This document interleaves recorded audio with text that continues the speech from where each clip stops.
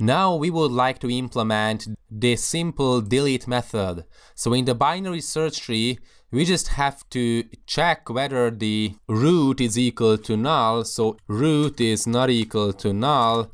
Then we just have to call the delete method on the root node and for example the data we would like to get rid of, and basically it's going to return the given root. So after the deletion it's going to return with the new root node. Okay, so let's create this method. It's going to return with a node, and it's going to have a node and the data as a parameter. Okay, sorry for that, I'm going to cut and paste it, for example, here. And Ctrl-Shift-F to auto format. So we just have to consider 3 cases, if you may recall. The first possibility is that the node we want to get rid of is a leaf node. The second case is when the node we want to get rid of has a single child. And the third case, of course, when the given node has 2 children. When it is a leaf node, first we have to search for it, starting with the root node. We find this given node and we just set it to null. What's very important that in Java, if we set this node 5 to be equal to null, it's not going to work. In C++, we can implement this remove method much more elegantly. But here, because Java doesn't support the reference-based method calls, that's why the recursive method call is not going to solve the problem.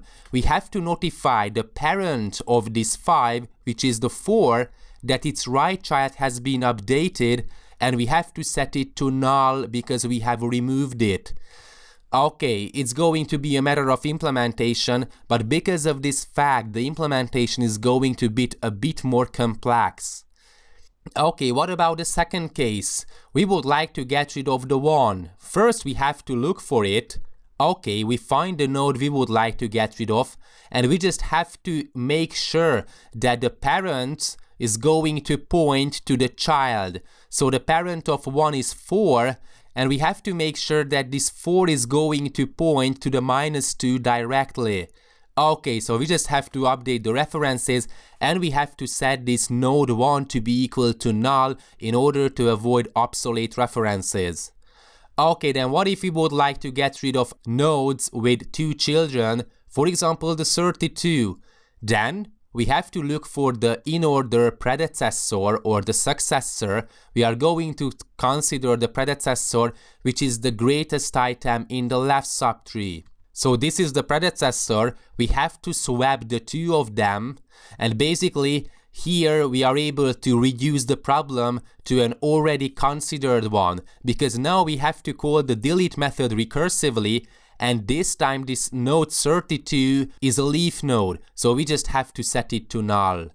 So let's try implementing it. First, because of the recursive method calls, if the node is a null, we just have to return with this node. Okay, or we could say that we are returning with a null, whatever. And we just have to search for it. So if the data that compared to the node.getData is smaller than 0, what does it mean? It means that this given data we would like to remove is smaller than the given node we are standing, so this one, so we have to consider the left subtree. So we just have to node that set left child, and we just have to call this delete method recursively on the node.get left subtree, so left child and the data. Okay, so what's happening here? Why do we have to use these kinds of method calls that we set the left child and the argument is basically a method call? Because if it's a null, for example, the node, the left child is a null, then we are going to return this node which is a null. And this is how we set the left child, for example, when the node get left child is a null. This is what I have been talking about a few minutes earlier, that we have to tell that it's not enough to set the given node to be equal to null. We have to notify the parent that, okay, this child is set to be null, so set the left child or the right child accordingly to be null.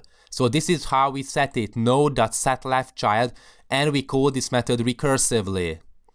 Okay, and else the data that compared to node.getData is greater than 0. What does it mean? It means that we have to consider the right subtree. So set right child, and we just have to call again this delete method on the node.getRightChild and the data. Okay, I think it's going to work just fine. What's the problem here? Okay, the if is missing here. So we just have to go to the right. In this section, basically, we are looking for the node we would like to get rid of. And else, what does it mean? That we have found the node we want to remove. Okay. By the way, in the end, we're just going to return with the node. And here, we just have to check whether this node.getLeftChild is equal to a null and the node.getRightChild is equal to a null. It means that basically it is a leaf node. What do we have to do? We are just going to print out that removing a leaf node, and we are just going to return null.